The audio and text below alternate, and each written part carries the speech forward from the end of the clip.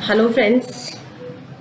अभी अपन जो पढ़ रहे थे क्लास सेकेंड ईयर का कि विकास के नियम एवं सिद्धांत, principles and theories of development, जो कि अपन काफ़ी कुछ पढ़ चुके हैं, जिसमें कि अपन ने 2 पॉइंट्स लिए थे कि आपको मैंने विकास बता दिया था और मैंने ये बताया था कि उसके कुछ नियम होते हैं और उसके कुछ थ्योरीज भी होती हैं, और ये जो थ्योरीज हैं और उसके जो प्रिंसिपल्स हैं उनको अपन ने पहले एक छोटा सा ब्रीफ में सेशन में अपन ने उसको रिकॉर्ड किया था और आपको मैंने भेजा था। अब आज मैं आपको ये बताती हूँ कि ग्रोथ एंड डेवलपमेंट में तो मैं आपको फ़र्क बता चुकी हूँ। अब अपन चल रहे हैं डेवलपमेंट की साइड, जिसके कि कुछ सिद्धांत होते हैं और कुछ नियम होते हैं। सिद्धांतों में तो पहले मैंने आपको ये बताया था कि विकास में परिवर्तन होता है। विकास में परिवर्तन जो होते हैं वो भी मैं आपको बता चुकी हूँ कि एक तो शारीरिक परिवर्तन होते हैं और एक आंतरिक और मोटर डेवलपमेंट के फ़र्क होते हैं। तो शारीरिक परिवर्तन जो होते हैं वो तो हमें दिखाई देते हैं, और शारीरिक विकास जो होता है ये आपको पता है कि जब माता के पेट के अंदर पहली बार कंसेप्शन होता है, माता भ्रूण के रूप में बच्चा माँ के गर्भ में भ्रूण के रूप में प्रवेश करता है, तभी से उसका शारीरिक विकास शुरू हो जाता है। तो ये जो शारीरिक विकास होता है ये तो हमें दिखाई देता है, लेकिन दूसरा विकास जो होता है कि शारीरिक विकास के अलावा एक विकास और होता है कि विकास का एक निश्चित प्रारूप होता है, जो कि जन्म के बाद भी होता है और जन्म से पहले भी होता है। प्रारूप से मतलब ये होता है कि उसका एक अपना निश्चित तरीका होता है, एक निश्चित सिद्धांत होता है, जिससे कि ये पता लगता है कि बच्चा विकसित हो रहा है। अब वो विकसित, अगर आप ये कहें कि हाँ उसकी तो लंबाई बढ़ने लग गई, उसकी चौड़ाई बढ़ने लग गई, तो मैंने आपको ये बताया था कि वृद्धि जो होती है वो 18-19 साल के बाद में रुक जाती है, जन्म से लेकर, मतलब माँ के गर्भ से लेके और जन्म लेने के बाद में 18-19 के बाद में वो रुक जाती है। लेकिन विकास जो होता है वो कंसेप्शन से लेकर, भ्रूण से लेकर और टिल डेथ तक उसका विकास होता रहता है। चाहे वो डिक्लिनेशन, जैसे जैसे उम्र बढ़ती है तो डिक्लाइन होता है, और उससे पूर्व में वो विकसित होता रहता है, नई नई चीज़ें सीखता रहता है। अब अपन शरीर से संबंधित बात कर रहे हैं, तो अपन जो होता है कि अपन ने जो पहले पढ़ा था कि विकास में परिवर्तन होते हैं। विकास में परिवर्तन कैसे, जो कि हमको मैंने बताया कि शारीरिक परिवर्तन तो हमको दिखाई देते हैं, लेकिन मानसिक है, सामाजिक है, और भी कई तरह के जो परिवर्तन होते हैं कि वो कोई नई नई चीज़ें सीखता है, वो हमें इतना महसूस नहीं होता है। अब दूसरा जो है कि विकास का एक निश्चित प्रारूप होता है, मतलब development follows a certain pattern, मतलब एक सर्टेन पैटर्न के ऊपर वो चलता है, जिसके अंदर 2 प्रकार के आते हैं। जिसे एक कहते हैं मस्तकाधोमुखी। मस्तकाधोमुखी मतलब मस्तक के बीच में से लेके ऊपर की तरफ, नीचे की तरफ और साइड की तरफ, जिसको इंग्लिश में कहते हैं सेफेलोकाउडल डायरेक्शन। और दूसरा जो होता है निकट दूर दिशा में, मतलब निकट से दूर की दिशा की तरफ जो परिवर्तन होते हैं उसे कहते हैं प्रॉक्सिमो डिस्टल डायरेक्शन। ये जो होता है केंद्र से शुरू होता है और हाथ पांव की तरफ बढ़ता है। ये परिवर्तन जो होते हैं, तो उसमें पहले मैं आपको मस्तिष्कोद्मुखी दिशा में बताती हूँ कि ये जो होता है सिर से पांव की तरफ बढ़ता है। तो आपने ये भी देखा होगा कि जब बच्चे में परिवर्तन आने शुरू होते हैं, विकास शुरू होता है, तो इसका ये जो सिद्धांत है, इसके अंदर आप ये महसूस करिएगा, ये गर्भ में भी होता है, जो कि चिकित्सक जिस तरह से देखते हैं उनको ये महसूस होता है और माँ को भी महसूस होता है, लेकिन उसको डायरेक्ट हम आँखों से नहीं देख पाते हैं, लेकिन जन्म के बाद वो हमें दिखाई देता है। आपने महसूस किया होगा कि मस्तकाधोमुखी जो पैटर्न है दिशा में, वो सिर से पैर की तरफ होता है, अर्थात विकास जो होता है वो सिर वाले भाग से शुरू होता है, फिर धड़ पर जाता है, फिर पेट पर जाता है, पीठ पर जाता है, और उसके बाद में अंत में वो पाँव की तरफ जाता है। तभी आपने देखा होगा कि बच्चा जन्म लेने के बाद जब वो थोड़ा विकसित होता है, कुछ महीने का होता है, तो सबसे पहले वो सिर उठाने की कोशिश करता है। तो इसी से अपन को महसूस होता है कि सर्वप्रथम वो सिर उठाने की कोशिश करता है, और सिर से उसका मतलब सिर से लेके और पहले सिर की तरफ, फिर धड़ की तरफ, फिर हाथ पाँव की तरफ, और पाँव के लास्ट के अंदर होता है, मतलब ऊपर से नीचे की तरफ होता है।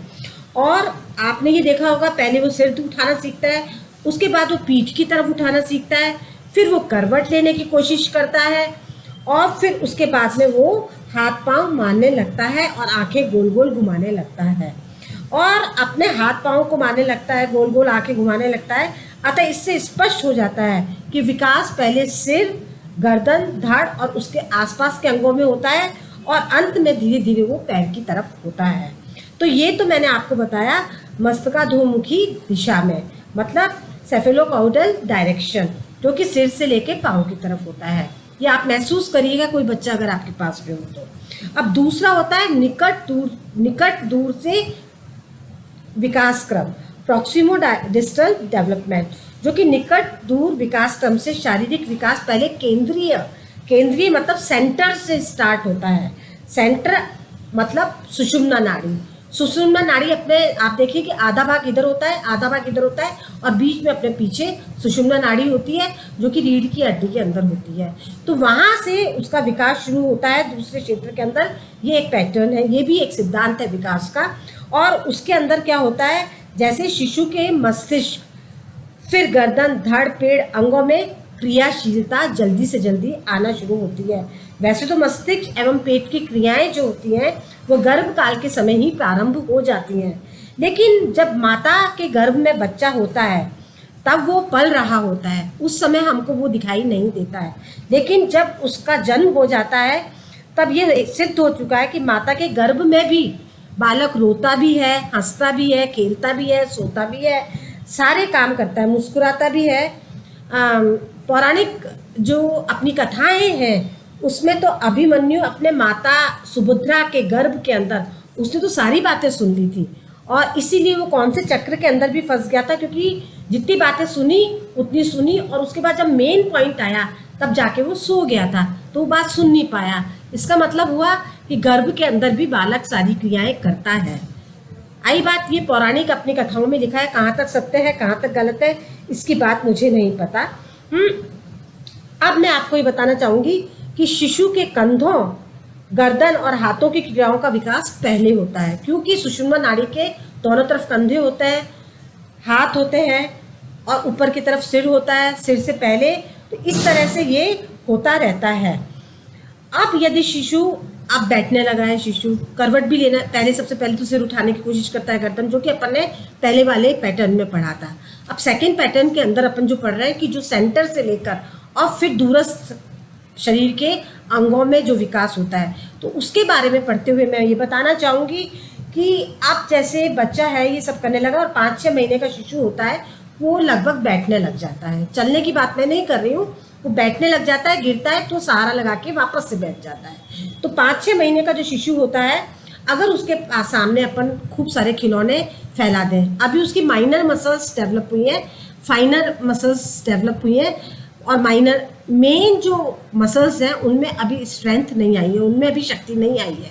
तो अगर अपन ने बहुत सारी कलर्स वाली बॉल या कुछ वाइट बॉल उसके अंदर डाल दी तो बच्चा क्या करेगा, अब उसका डेवलपमेंट हो रहा है और मसल्स पूरी तरह से डेवलप नहीं हुई है, और बच्चे को पर्टिकुलर एक बॉल लेनी है, तो वो क्या करेगा कि उसके ऊपर पूरा लेने के चक्कर में गिर जाएगा, क्योंकि अभी उसकी मांसपेशियां पूर्ण रूप से सुदृढ़ नहीं हुई है।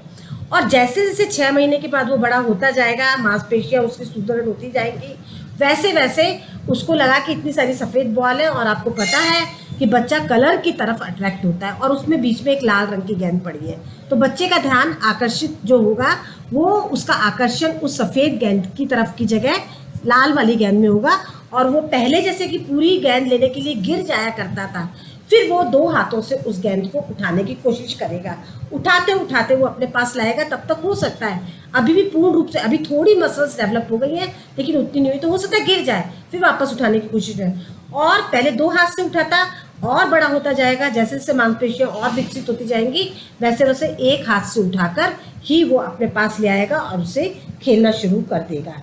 इसी तरह सामाजिक, मानसिक, भाषा विकास, संवेगात्मक, बौद्धिक व्यवहार आदि सभी विकास की जो प्रतिमाएं हैं वो एक निश्चित क्रम में चलती हैं, जो कि अपन सिलेबस के साथ साथ आगे बढ़ते हुए जाएंगे और पढ़ते हुए आएंगे। जैसे कि विकास में व्यक्तिगत भिन्नताएं होती हैं, इंडिविजुअल रेफरेंसेस होते हैं।